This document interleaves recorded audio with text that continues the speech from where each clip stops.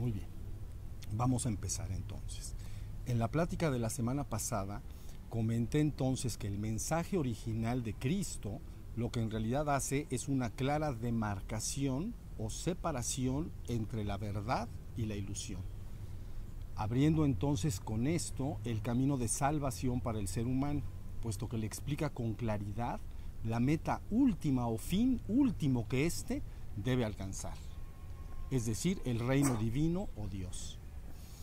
Dije también entonces que el mensaje original de Cristo entonces responde a dos de las tres preguntas más importantes que un ser humano puede hacerse sobre la faz de la tierra.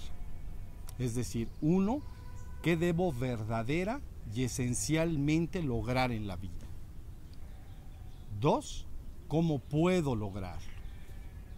Y tres, ¿por qué debo lograrlo? Dije entonces que lo que el ser humano debe verdadera y esencialmente lograr en la vida es pasar de la ilusión a la verdad. ¿Y por qué es esto así?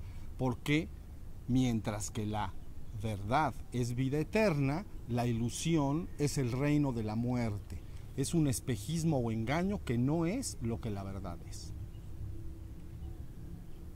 Muy bien, el día de hoy entonces me gustaría contestar a la tercera de estas tres preguntas vitales. ¿Cómo puedo pasar de la ilusión a la verdad? ¿Ok? Miren, ya hemos comentado en pláticas anteriores que el ser humano en el reino material se encuentra muerto o dormido, debido a que ha perdido todo contacto y no se da cuenta de su esencia divina, que es Dios. Y permanece entonces absolutamente identificado y creyendo ser su cuerpo y su mente racional humana. Una vez que entonces el ser humano ha caído en esta situación, entonces para corregirla, lo que debe de hacer es, en primer lugar, resucitar de entre los muertos o despertar, que implica entonces pasar del reino material al reino espiritual ascendido. Y una vez entonces que ha logrado esto, entonces debe avanzar desde el reino espiritual ascendido hacia el reino divino, donde entonces culmina su proceso y se funde en la unicidad absoluta que es Dios, la única verdad que es. ¿Ok? Ahora, voy a explicar primero el primer paso, es decir, el paso del reino material al reino espiritual ascendido. Pero para lograrlo voy a utilizar otra gráfica en la cual, como ustedes ya ven, permanece separado el reino espiritual ascendido del reino espiritual caído. Reino espiritual ascendido, tendríamos entonces el reino divino, luego tendríamos el reino espiritual ascendido, aquí está también escrito, luego tendríamos el reino material caído, el reino material caído y finalmente el reino espiritual caído. ¿Ok? Ahora miren, si el ser humano en el reino material se encuentra muerto o dormido debido a que cree ser su propio cuerpo y su mente racional humana, ligada por supuesto a las emociones que experimenta en relación a sus propios pensamientos, entonces resucitar, revivir, lograr la resurrección de los muertos o despertar no es más que recobrar la conciencia de ser, darse cuenta de que él es un ser que es. Yo soy, por encima de mi cuerpo y de mi propia mente, yo sé que yo soy porque yo me doy cuenta de que yo soy. Muy bien. Para lograr esto entonces existen dos tipos de prácticas. Unas son las prácticas de atención y las otras son las prácticas de energía.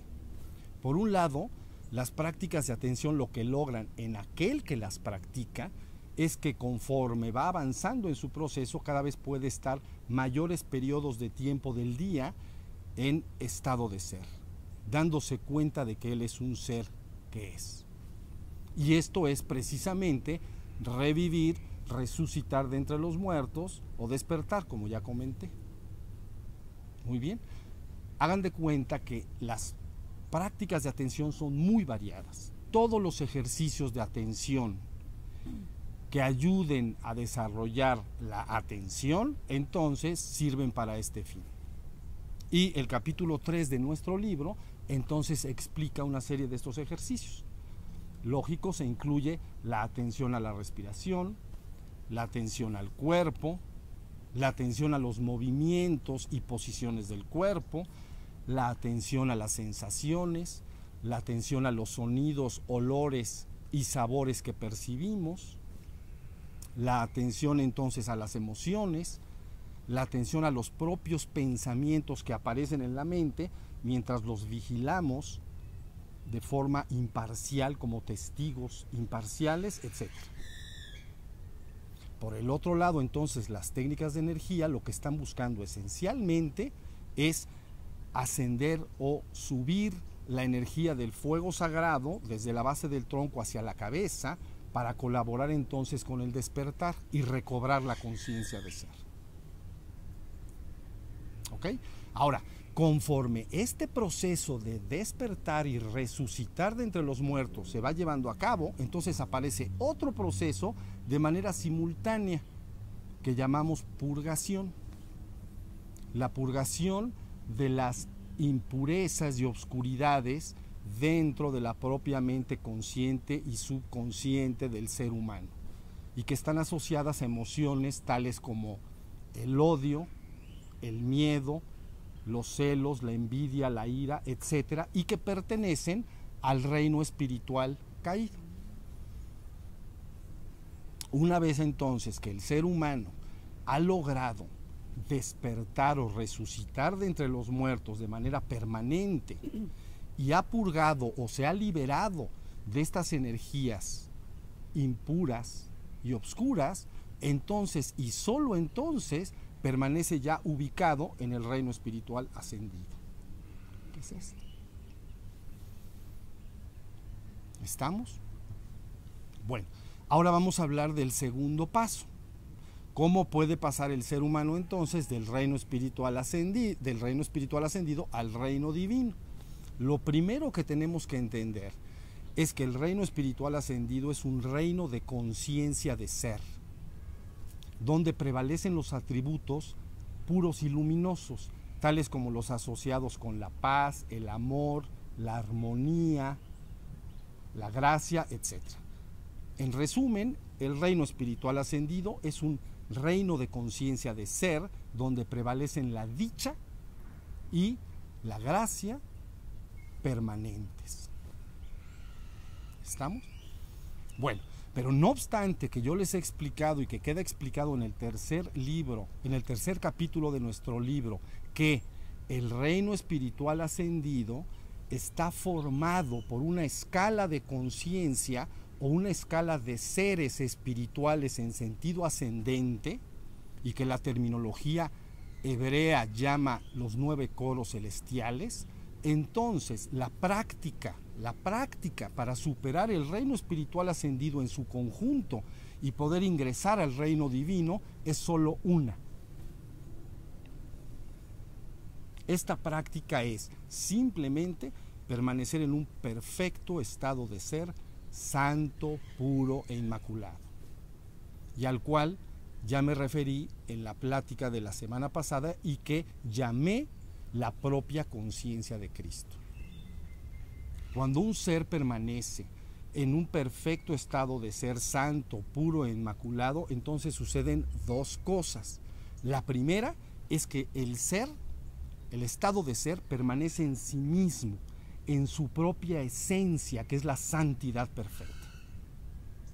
Y en segundo lugar, por encima incluso de todos los atributos del reino espiritual ascendido que he comentado. ¿Ok?